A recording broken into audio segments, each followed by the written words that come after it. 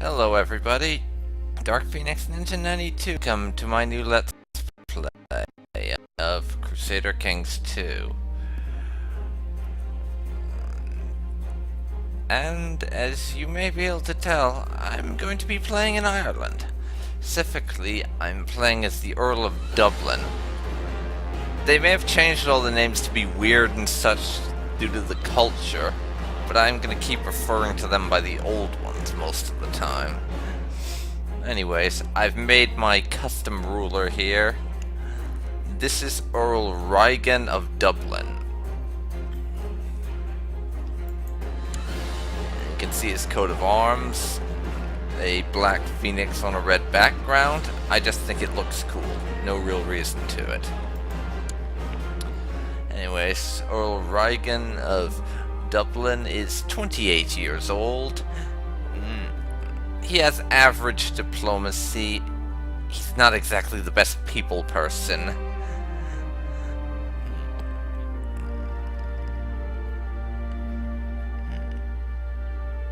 His stewardship is okay. He can manage his own lands decently, and he's not the most pious of people, as you may be able to tell.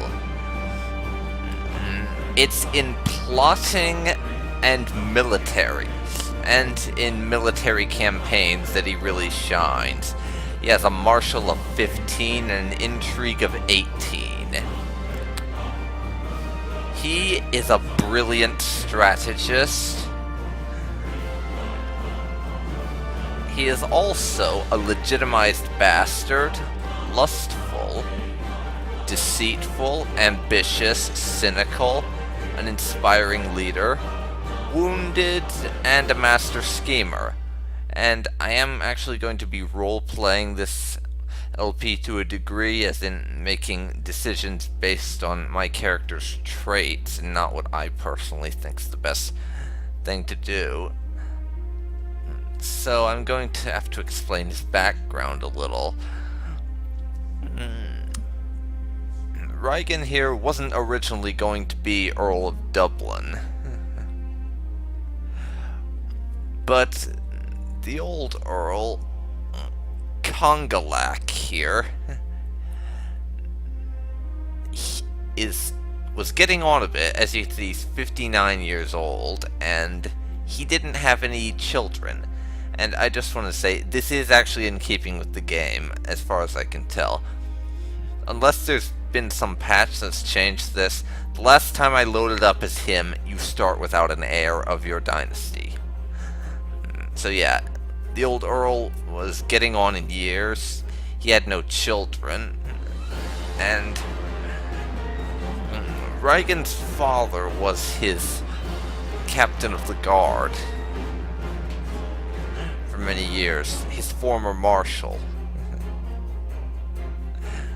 For his father died in the field of battle because this guy was trying to conquer Kildare and had Rigan's dad on the front lines.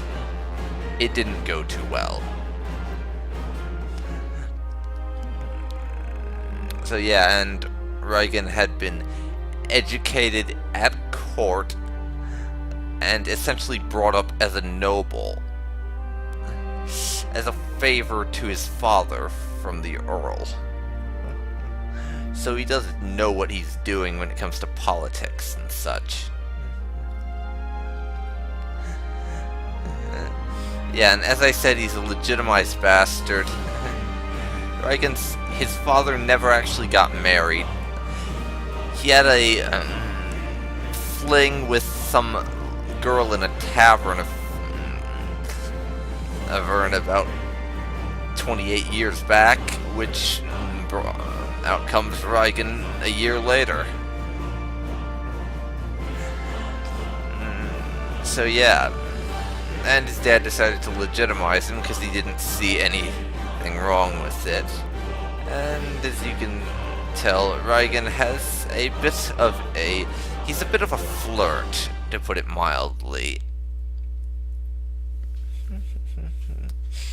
But as his father was a marshal in the Earl's and trained the Earl's troops for a while, he passed his training on to Rigan, who proved to be quite adept in the field of battle, and excellent at commanding his troops.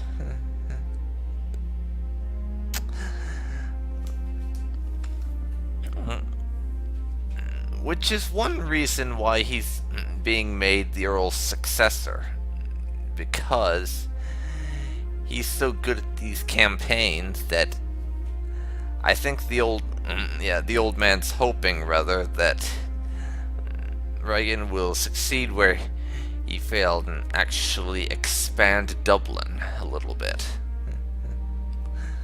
And Rigan is also deceitful.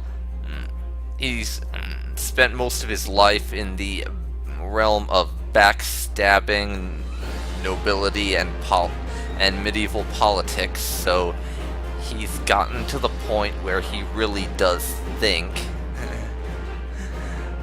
that the world is out to get you, so I'm gonna get it first.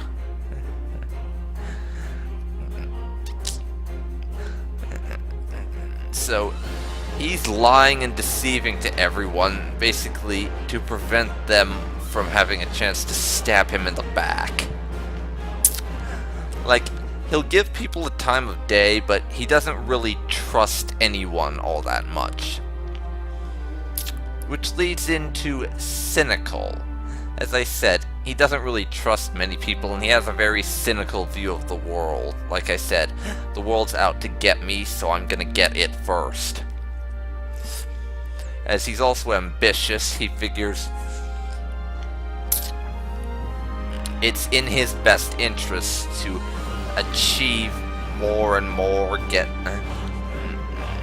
his hands on more land, more power, or because it will make him safer. And he just wants to achieve more to prove to the world, so to put it a certain way, that he's here for a reason and that he can do something, and he doesn't just have his position because his father's old friend his father's old friend felt he owed him a favor. And now we have this one. He's also wounded because he took part in a couple of military campaigns under the Earl after his father died, because he was a squire for one of the knights because he wanted to learn to get better at fighting. And he was on the front lines during a battle between the Earl's army and Kildare, so he got a little wound. He was wounded in that fight, which was about a few weeks before this starts. That's why he's wounded there, and he's also an inspiring leader. He's an excellent he's excellent on the field of battle, as I said, and not just at fighting, but leading, as well as coming up with strategies. He is also excellent at the practical implementation of his strategies, ensuring that things go well for him by actually implementing his strategies on the field of battle. And finally, he's a master schemer, because he knows that he has to do some underhanded things to stay around. So he's gotten rather good at it. Plotting, arranging, shall we say, unfortunate accidents for certain people that have proven to be undesirable towards him has gotten to be something he's good at. And as you can see, he's Irish and Catholic, and his dynasty name, Cheinnselaig. That's actually something of a reference, because the dynasty that rules Dublin and Leinster in the 1066 start is the Cheinnselaig dynasty.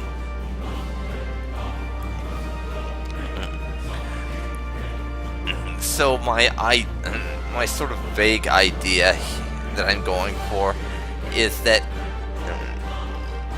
he's the start of that dynasty. It's not true, but I just think it's kind of cool to do it. He's the first of the Cheinnselaig dynasty to be acknowledged as nobility. He was brought in by Earl Congelac here, as the Earl lacked an heir, and it's been proven on several occasions that Rigan is more than capable enough to take up that position. So he adopted Rigan as heir to the earldom of Dublin. I think earldom's the correct word. Don't quote me on that. I'm not Irish. Okay. Hang on a second. I need to check something. Okay, I'm back now. Sorry about that. I had to check on my Skype message in case it was something important. It wasn't, by the way. In any case, with that taken care of, I'm going to get started here and play in Ireland. Realm of the Tribal Christians.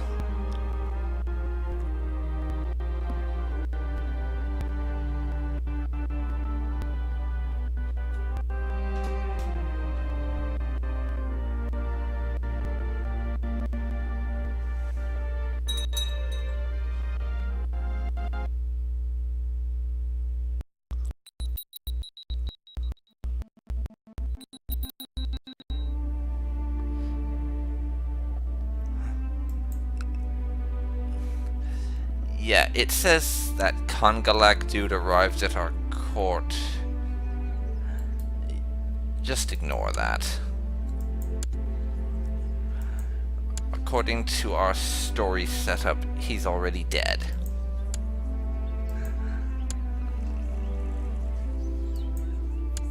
So we're going to be ignoring him. And we are going to set up our court now.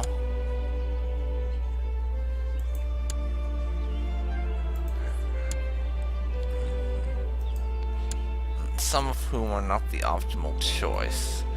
And first off, I'm going to send a little gift to my spy master and court chaplain,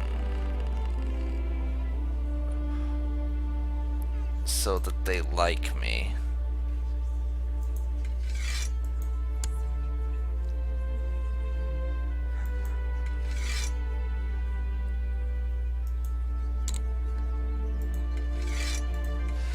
So we'll disallow these people from...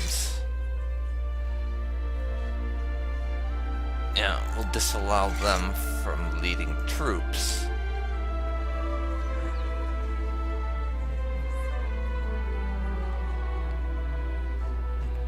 My steward's not gonna do anything because he sucks.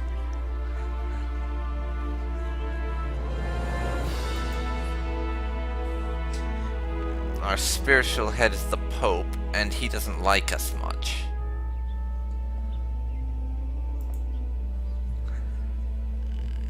We'd best do something about that. It would be really bad to start out this game by being excommunicated. I'm going to try my best to avoid that. We are unmarried, and we will lose our title on succession. Let me see here.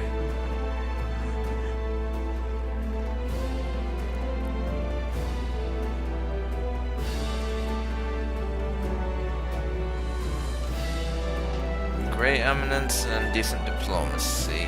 I'll marry you.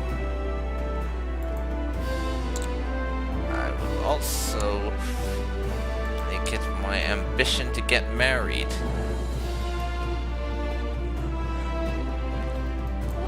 15% chance to fabricate per year. We will start fabricating a claim on Kildare.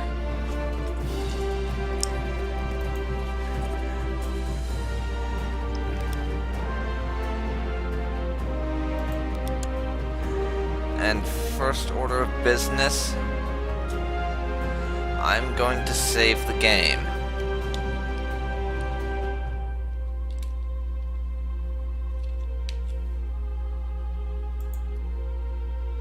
So that if things go horribly wrong, I have a starting point at least.